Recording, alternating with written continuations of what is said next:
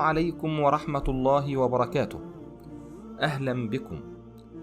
تعجز الكلمات أن تعبر عن طهر وإيمان وتضحية وبذل هذه المرأة، فلا أدري من أين أبدأ وعن أي جانب أتحدث وأين ننتهي.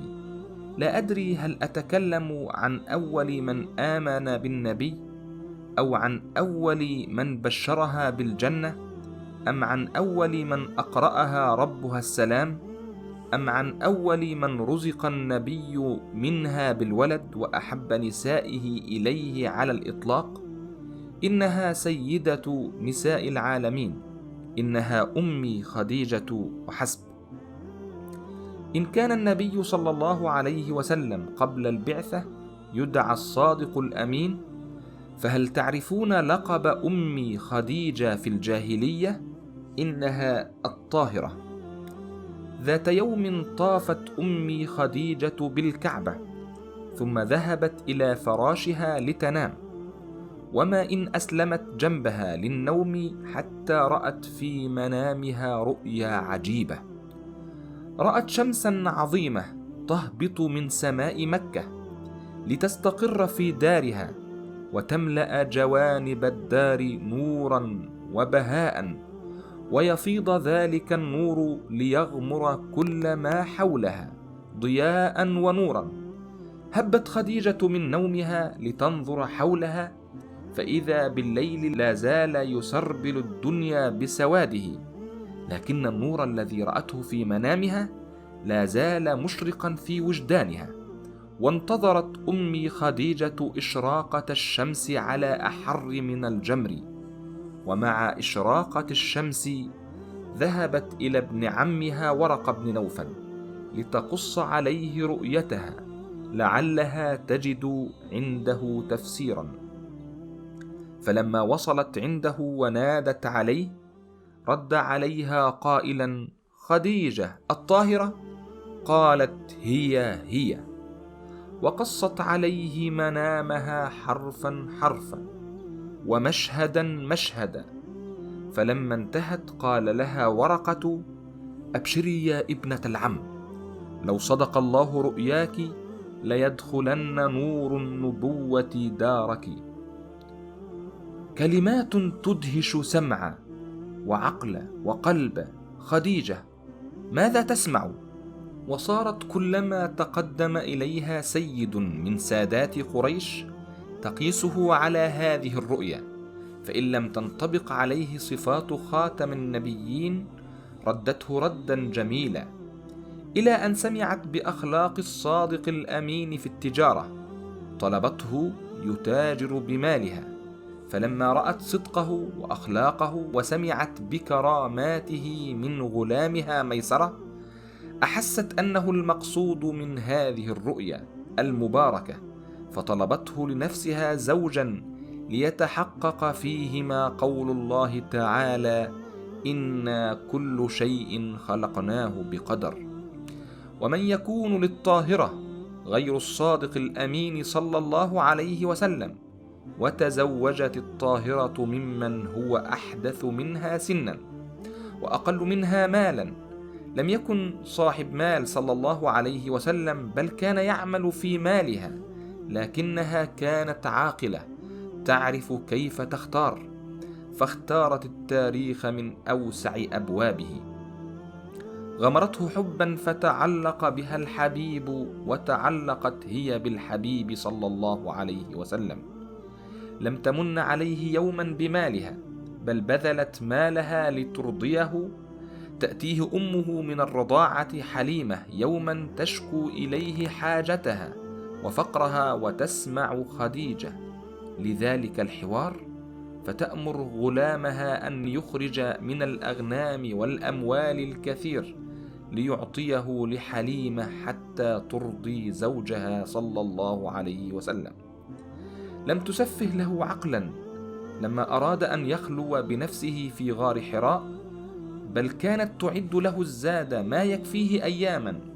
ولما رجع إليها يوما بعد نزول الوحي خائفا يرتجف، قالت له لتثبته على الطريق: الذي تؤمن أنه أهل له. أبشر، فوالله لن يخزيك الله أبدا، إنك لتصل الرحم وتصدق الحديث وتحمل الكل وتكسب المعدوم وتقري الضيف وتعين على نوائب الحق. آمنت بزوجها وصدقت به ووقفت بجانبه تؤازره وتواسيه وتخفف عنه آلامه. يعود الرسول صلى الله عليه وسلم إلى البيت وقد لاقى من عنة قريش ما لاقى، فإذا بأيدي أم خديجة تخرج آلامه ألما ألما وتضمد جراحه جرحا جرحا، فلا تتركه حتى يبرأ منها صلى الله عليه وسلم، بل ودفعت ضريبة إيمانها بزوجها ورسولها. فلما حاصرت قريش الرسول صلى الله عليه وسلم في شعب أبي طالب، كانت خديجة رضي الله عنها من بين المحاصرين، وهي التي جاوزت 60 من عمرها لتعايش زوجها كل آلامه، وينتهي الحصار بمرضها الذي تموت بعده بقليل، ليعتصر قلب الرسول صلى الله عليه وسلم ألما على فراقها، فهي الزوجة والصديقة والخليلة. أم خديجة قال عنها رسولي صلى الله عليه وسلم يوم أن قالت له عائشة: يوما قد أبدلك الله خيرا منها، فرد عليها غاضبا: والله ما أبدلني الله خيرا منها.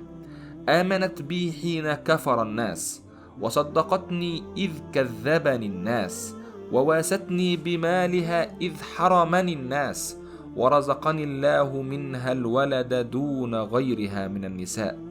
أمي خديجة قال عنها رسولي صلى الله عليه وسلم: إني قد رزقت حبها. حب خديجة رزق. أمي خديجة يأتي جبريل خصيصا للرسول صلى الله عليه وسلم ويقول له: هذه خديجة، إذا هي أتتك فاقرأ عليها السلام من ربها ومني، وبشرها ببيت في الجنة من قصب، يعني لؤلؤ، لا صخب فيه ولا نصب. أنا لا أدري كيف نامت أمي ليلتها وهي تعرف أن الله وجبريل يسلمان عليها، لكن أمي أهل لذلك. أمي خديجة قال عنها رسولي صلى الله عليه وسلم: هي خير نساء العالمين. أمي خديجة ومن في الناس، بل من في النساء جميعا كأمي خديجة، لا يسبقها في القلب أحد، لأنها كانت كذلك في قلب الرسول صلى الله عليه وسلم. أمي خديجة تعلمنا أن الجزاء من جنس العمل. أعطت فأخذت، لم ير الرسول صلى الله عليه وسلم منها نصبا، ولم يسمع منها صخبا، فأعطاها الله بيتا في الجنة لا نصب فيه ولا صخب. والواجب علينا أن نبرز لأولادنا وبناتنا هذه النماذج الحقيقية لأمهاتنا، وأن نزيح الغبار عن تاريخنا العظيم.